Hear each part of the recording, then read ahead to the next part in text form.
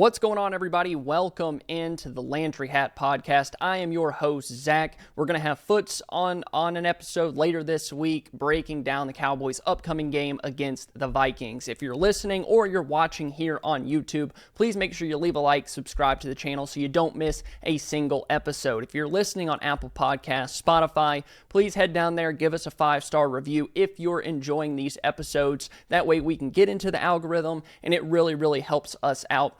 It lets us know that you guys are enjoying these episodes. And I know you're not really enjoying where the Cowboys sit right now because it's been rough. After a big win against the Eagles and then a really big win on Thanksgiving against the Kansas City Chiefs in the most watched regular season game in NFL history, the Cowboys beat the 2 Super Bowl teams from 2024 in 4 days. 7 days later, the defense gives up 44 points to the Lions, and the offense scores just 30. We have so many storylines. I was given this game a couple of days to breathe, really collect my thoughts. I think I put together a really nice episode for you guys today, and hopefully it'll explain what we saw, because the vibes around this team from the win against the Kansas City Chiefs to now, just over a week and a half later, are completely different. You might have had 80%, 85%, 90% of Cowboys fans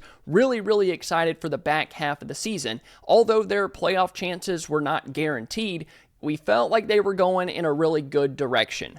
Then the Lions game happens, and we're all down in the dumps about it. I mean, there might be 10 to 15% of people that believe that this team's going to make the playoffs, and if they do, maybe win some games and get into the dance and anything can happen. I feel like that number's a lot lower. And I'm probably with you guys on not having near as much hope for this team, but also I want to sit down and explain it from my non-biased as possible view, because at the end of the day, I am a Cowboys fan. I'm sure you guys realize that by now. I don't just get on here and not unbiasedly, not have any emotion, talk about what happened. I am a Cowboys fan. I want them to play good. I want this guy to play well and this guy to play well. I have my own thoughts and opinions, and this one made me furious. Like I'm probably with a lot of you that I don't even want to think about this Cowboys team until next Sunday when they face off against the Vikings, and maybe the Eagles lose on Monday Night Football and we can start having the conversation again. But this one really sucked the air out of a lot of Cowboys Nation. So let's talk about their loss to the Lions, kind of what it means for now and their playoff hopes, but also for the rest of the season. Like, for some of these guys that Dallas either paid or is looking to pay with George Pickens, or paid with Jake Ferguson and Deron Bland and Dak Prescott and all of these guys, I wanted to talk about it. So let's start with the first segment, and I'm going to call this one the big picture. What this loss means. I think it means a few things. One, the defense is not where it needs to be. It still needs a full offseason and reset to be considered good. The last couple of games might have gotten our hopes up just a bit because they did pretty good against the Eagles in the second half, shut them out, and then this is where we're at, kind of, right? They gave up 27 to the Kansas City Chiefs, and we still felt like they had a good game, right? I don't think that's the case. They traded for Quinnen Williams. They traded for Logan Wilson. They got Savone Ravel back. They got DeMarvion Overshown. They added some pieces, right? We've talked about it ad nauseum here on the channel, and we felt like they were going in a good direction. Just for them to give up 44 points to a semi-competent offense. They gave up 27 to a Chiefs team that hasn't been very good on offense this year. They've had their moments, but they're not a juggernaut like they've been in years past, with Patrick Mahomes playing at a level that we've never seen before. They still gave up 27, and then they give up 44, and we're kind of right back to where we were after that Cardinals game. Although this Lions team is much better than the Cardinals team, and I think the Cowboys defense is better, but they still need a full offseason to be considered good. Certainly, they probably need 2 off seasons and a whole lot of luck in the draft and free agency and this and that to be considered great. They still need to make a lot of changes. Didn't play well on the defensive interior. The edges I didn't think played well. The linebacker play is abysmal. I made a joke on Twitter about drafting every draft pick being a linebacker because that's how bad your linebacker play is with Kenneth Murray and even Overshown at times. And Logan Wilson's just not fast enough. I 100% expect them to move on from that contract after this year. Shamar James just isn't ready yet. This defense isn't ready yet. Number 2, this team might just be a home team. They have a really bad record on the road. They haven't been good on the road all year under Brian Schottenheimer, his first year as a head coach. They can play really well at home. Green Bay Packers, 40-40. I know the defense didn't play good, but the offense did, and this team needs its offense to play well every single week. They beat the Chiefs at home. They beat the Eagles at home. They lost to the Eagles on the road in week 1. I know that was a close game. The Chicago Bears, they got blown out 31-17 against the Bears on the road. If you go and look, I think they've won one road game, and that was against the New York Jets. So they go on the road, even in a dome, against the Lions, against a competent offense and a semi-competent defense, which I got to say, we're going to talk about the Cowboys offense. They should have probably put more points up and not had the turnovers and mistakes that they did against the Lions.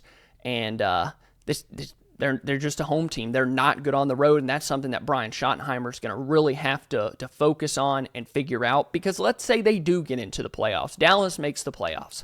They're going to go on the road. They're not likely going to get a home game. And even if they do get a home game, they're not going to be the first seed, so that it's not going to just be home games throughout the entire Super Bowl. And then guess what? For the Super Bowl, you don't get to play that at home. You have to go on the road. They haven't been good there. And then number 3, their playoff hopes are not gone after this game, but they are certainly going.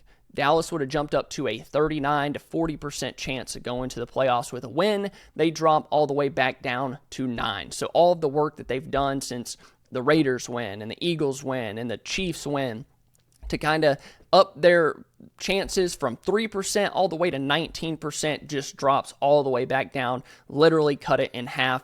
If they win out, if the Cowboys don't lose a single game for the rest of the year, which is going to be extremely hard to do with how volatile each side of the ball has been in recent weeks, they can actually get up to a 40% chance of making the playoffs, but you're going to need some help from other teams in the NFC, and there's a lot of really good teams in the NFC this year. I don't know if that's going to be a possibility or not. And then number 4, I think this is about a 500 team in reality with a really, really good offense, a talented offense, a head coach that is hot and cold with what he wants to do offensively and defensively, and then a bad defense with a bad defensive coordinator in Matt Eberflus. They're not talented enough, but they're also not coached well enough for the talent that they have. They're just not. Eberflus has got to go.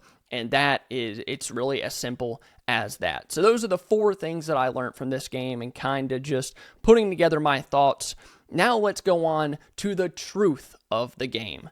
Dallas was dominated.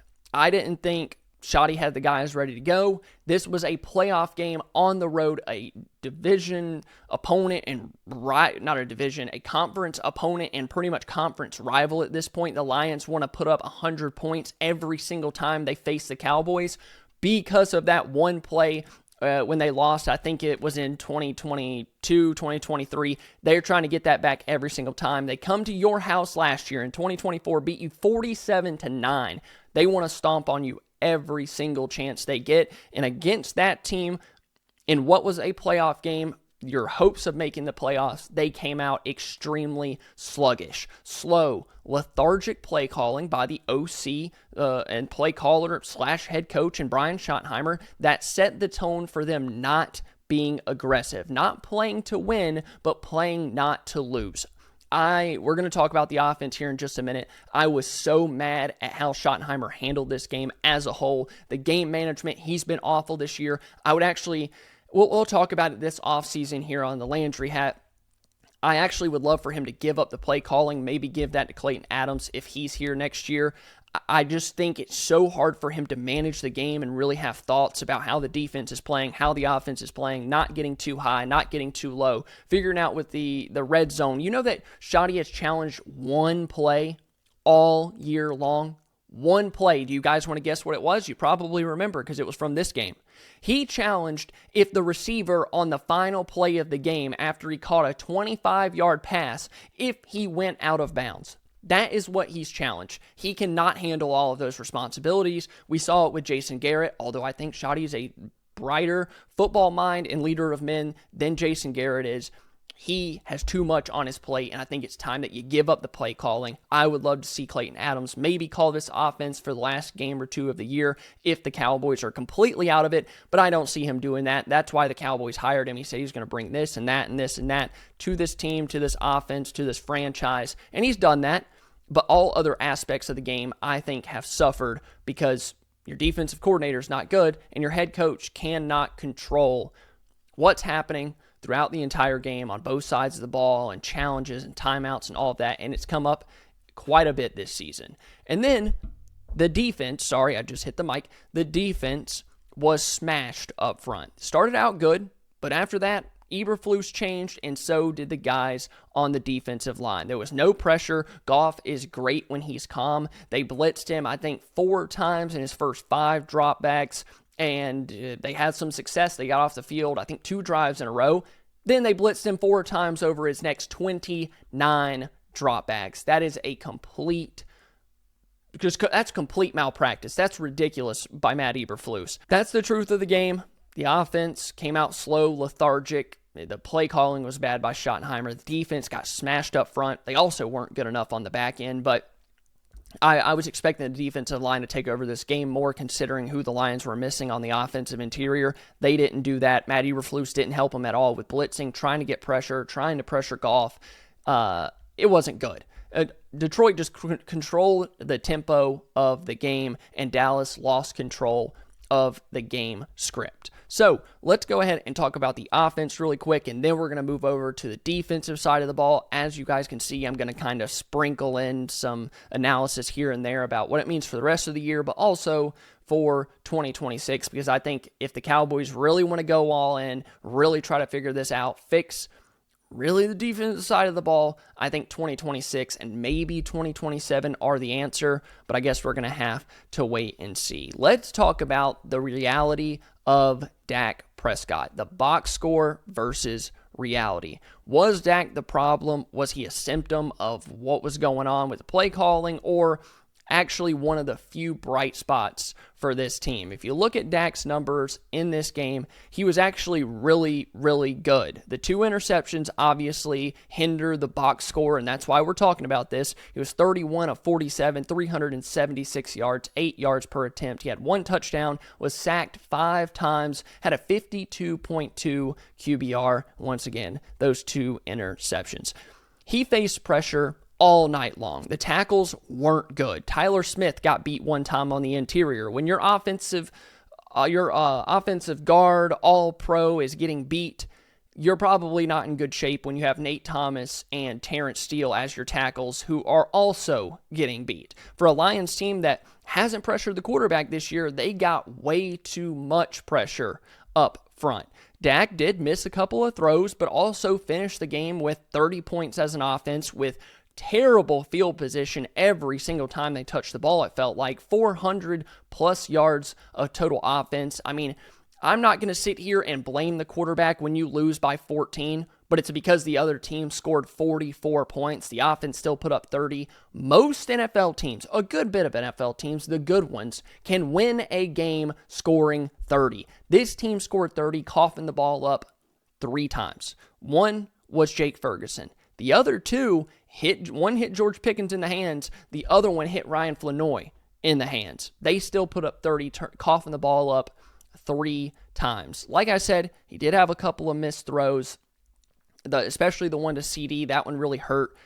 But I just have a hard time getting mad about it because were they going to be able to score 47? Were they going to be able to score 55? Were they going to be able to score 62? Like, how many points do they have to put up for us to be like, yeah, the offense was the problem? Like, they've been the problem, and maybe the Bears game, the defense was also a problem. It's just hard it's almost like I'm grading this entire offense on a curve based on how bad the defense is and the game script and what's happening. And honestly, if it wasn't for Flournoy after the second half, this game probably would have looked a lot like the game in 2024 where they got beat 47-9. That's just how sluggish and not really good they were. I don't think that Shoddy's play calling and plan helped them at all. It got them into a bad, obvious passing situation, game script on third down. The tackles couldn't block, which is not good. When you have a offensive coordinator that's trying to get 2 yards, 3 yards, 4 yards, 5 yards, okay, now you're facing a 3rd and 7. Now you're facing a 3rd and 6. Well, your tackles can't block the Lions. That is a really bad spot to be in. That's not going to work anywhere. And I actually wanted to look at the play-by-play real quick because this is insane. In the second quarter, the score is 3-10. Detroit just came down the field, scored 6 plays. Get this, 6 plays, 42 yards in 3 minutes. Right? Dallas offense goes 3 plays, -4 yards right before that. Then Detroit gets the ball back. Listen to this punt drive first, and then we'll talk about the one that I wanted to talk about. On the drive that they punted, 2-yard run, Javonte Williams. 4-yard pass, now it's 3rd and 4. Dak Prescott has to drop back, is nearly sacked for a safety, -11 yards. I get that you're near the goal line. You don't want to do too much fancy stuff, but you just can't do that. Backed up on your own goal line, 2-yard run, 4-yard pass. Now you're setting up a 3rd and 4. Your offensive line can't block it up. Dak actually misreads, I think, a blitz by the Lions. Your right tackle or left tackle, both of them get beat, and it's nearly a safety. Right after that, touchdown, Lions, 6 plays, 42 yards in 3 minutes, and then we get to the Cowboys field goal drive. All right, you're down 7. And I get the idea of wanting to keep your defense off the field. It feels like they've been they had some good stuff, like they gave up a field goal, and then they forced a punt, and then, they get a short field, and they score a touchdown. Not great. I want to keep that off the field. But let's listen to this play calling. 7-yard run, Javonte Williams. That's good. 2-yard run, Javonte Williams. I like that as well. If it's anything less than 4 yards, I would run the ball. If you actually look at the metrics and how running the ball really works, anything over 5 yards, you should probably throw it. Anything under 4 yards, you should probably run it. I like that play calling. Obviously, that's not just set in stone. That's what you should do. But based on the best results to get the most out of your offense, run on anything less than 5, throw on anything more than 5. So they go 7-yard run, 2-yard run, 4-yard pass on 3rd and 1. Awesome, you pick that up. Okay, 3-yard run to Javonte Williams, 1-yard pass. 1-yard pass. All right, now we're at 3rd and 6. Lucky enough, drop back, pass to CeeDee Lamb. I don't think that ball traveled more than 3 or 4 yards in the air. Luckily, CeeDee's able to break a tackle, 16 yards. All right, cool. 4-yard run, 3-yard run, 5-yard run, 7-yard run, 2-yard run, 1-yard run, incompletion, sack. That was a 16-play, 46-yard drive for a field goal. That is so insane. I don't even understand how they went for nearly 8 minutes on 16 plays and picked up 46 yards and ended up kicking the field goal. That right there is not sustainable. That is playing scared. 2-yard run, 3-yard pass, 2-yard run, 4-yard pass. I get that you want to keep the defense off the field. You want to give them a break, try to slow the game down a little bit. But this offense is too talented, has 2 really good receivers. They've blocked well up front against the run. Javonte's not a big play threat, but also he can rip them off every once in a while. Maybe get you a 10 or 15-yard run. They weren't able to do that. But this offense is too talented to have to go down the field like that. They're built on making big plays. Think of all the games that Dallas has been really good offensively. Think about the big plays that they've hit. The Green Bay game, just Pickens over and over. The Carolina game, Pickens just over and over. CD's had some games where they're just constantly hitting big down the field. The Jets game, even the Eagles game, the week 1, they were able to hit big plays. In this one, it was just way too conservative. You're almost too scared to put the defense back out there on the field. Lucky enough, right after that, it's a punt. Defense forces a punt, 3 plays, 8 yards. Then the Cowboys offense fumbles on that Jake Ferguson, but also 37-yard pass. You're finally set up. Okay, we figured it out. We can take shots against this defense. You got to keep doing that. All right, and then there's a fumble recovery. Dak sacked for 15 yards, and next thing you know, you're facing a 2nd and 26, and it's a 5-yard pass to CeeDee Lamb on 2nd and 26, and then 3rd and 21, it's a fumble recovery by the Lions because Jake Ferguson fumbled. When you look at that, it just shows you how bad the game script was, the play calling was. It wasn't all on Schottenheimer, and we're going to talk about that with Jake Ferguson. He's got to figure it out, dude. He hasn't been good. But I think it put him into bad, obvious passing situations on 3rd down. The tackles couldn't block. I'm not saying that Dak played perfect football because there were some missed throws in there. The interceptions were not on him. I will tell you that.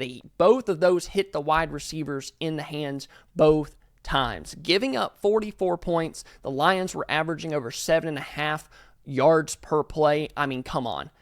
Can we blame that on the quarterback? I know that some people are looking for every single reason to blame this loss on Dak.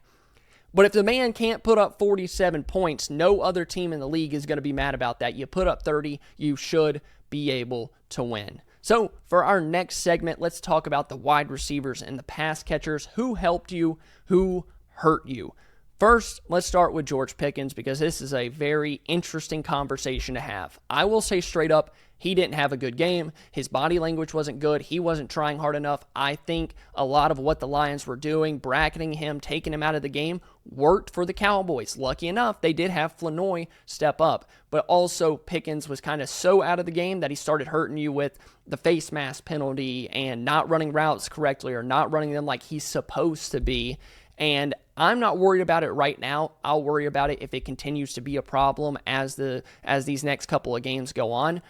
Obviously, you don't want to see that. It's not a good look for him. A lot of people are calling him out. He's very aggravated by people calling him out, which, like, these dudes are human. They all have emotions. Like, that's whatever. But it cannot continue to be a problem. And if you're going to pay him, you don't want that to be an issue every single week where it's like, oh, no, Pickens is bad again, or Pickens isn't getting involved and he's not having the game. Oh, they're bracketing him. That cannot be a problem. Let's talk about a wide receiver a little bit more positively in Ryan Flournoy. He had 9 catches for 100 plus yards. I thought he was incredible. I've been talking about Flournoy for months now. Like during training camp, I wanted him to make this team. I thought he was great. Averaged 12 yards per catch, 9 for 115, had a long of 42 on 13 targets. And can you believe that the Cowboys cut this guy? The Cowboys put this guy on the waiver wire. Luckily, nobody picked him up, but that is your wide receiver 3. He pretty much kept you in the game, picking up some crucial 3rd downs. Obviously, had the long touchdown on a busted coverage, but he kept you in this game because Pickens was just kind of out of it. It wasn't having the day that he wanted. So shout out to Ryan Flournoy. It's awesome to see a guy that was kind of forgotten about, pushed to the wayside, cut from this team, put on waiver, and subjected to being on the practice squad. To see him have his 2nd game of the year with 100-plus yards is actually crazy. I don't think I would ever have guessed he would have 200-yard games in 2025 with Pickens and Lamb. CeeDee Lamb played great up until the concussion. In the first half alone, 6 catches, 121 yards, 20 yards per catch. The Lions had absolutely no answer for him. Him going out of the game really, really hurt. It hurt this team. He was the big play guy. I really think he would have had 200 yards or 225. Pickens might have got a little bit more agitated because he started getting the wide receiver 1 treatment once CD went out, and he felt like, oh, Lamb's out, I need to step it up, and that's kind of why he got aggravated. So I did say wide receivers and pass catchers who helped, who hurt. I would say Flournoy helped. Who hurt? George Pickens and Jake Ferguson. He hurt this team real bad. Fumbles, penalties, just dumb stuff. Stuff that when you're in your 4th year in the league, I believe it's his 4th year in the league, that needs to get cleaned up. We need more Brevin Spann-Ford involved in the passing game and the blocking game. Ferguson has not been good. He hasn't been good this year. He wasn't good last year. I thought that maybe he'd pick it up and kind of figure it out. He has no yak ability anymore. I don't know what's happened. I've talked with Foots about it too. There's nothing that you can pinpoint with Ferguson and be like, okay, that's the problem. That's why he's not good. You can't do it. He just hasn't been good. So he really needs to figure it out. And I think that's all for the offense. We talked a little bit about the offensive line. You guys know that the tackles weren't good. Dak was under a lot of pressure. I thought Dak played well given the circumstances with CD going out, Pickens not being in a great mood, Ferguson coughing up the football, a ball hitting wide receivers in the hands, has the 2 interceptions. Just for them to score 30, that just shows you how talented they are, the players that they have. When I think the coaching was bad and the offensive line was bad and one of your wide receivers is bad, it just kind of goes to show you that Dak really is that dude. He's having an MVP type year. And I don't think this loss really falls on him at all. If you want to yell and scream at me down in the comments because you're a Dak hater, you can do that down below in the YouTube comments. If you're listening to this, you can come over here to YouTube and comment that down in the comments. So for our next segment, I don't want to harp on this because you guys know exactly where we are with this unit, the defense.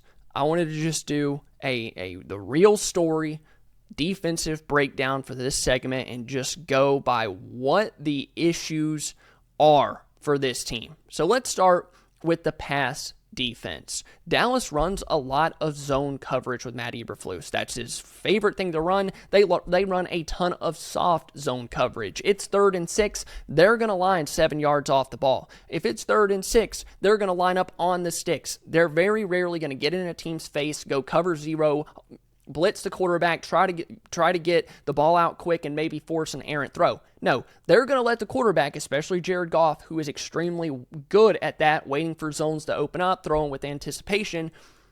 They did that. They did that. I shared a stat earlier where they blitzed 4 times in the first 5 or 6 dropbacks, blitzed 4 times the next 29 dropbacks. That cannot happen. Too much zone coverage.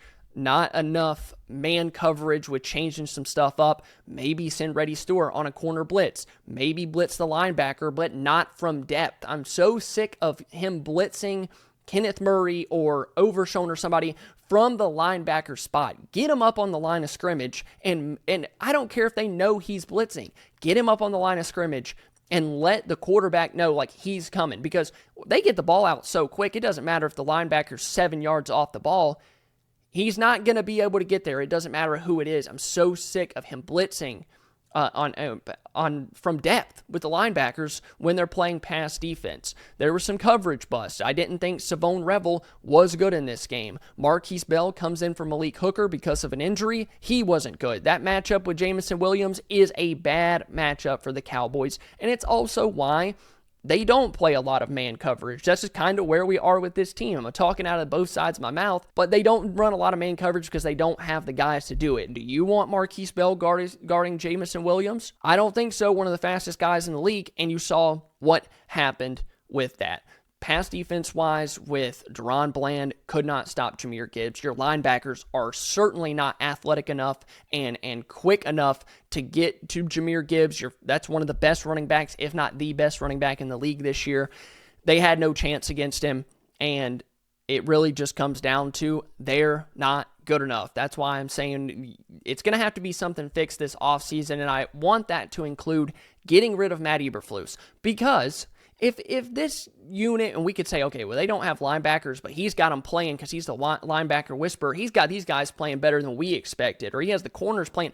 He doesn't. They're all playing terrible. It's really as simple as that. The run defense, where you actually have talent with Kenny Clark and Osa Odigizua, once again, their linebackers aren't good, but even there, they weren't good in this one. David Montgomery, Jahmyr Gibbs, they made their money. 5 yards per carry. Montgomery was 6 for 60. Gibbs was 12 for 43, so they actually did hold him to 3.6 yards per carry.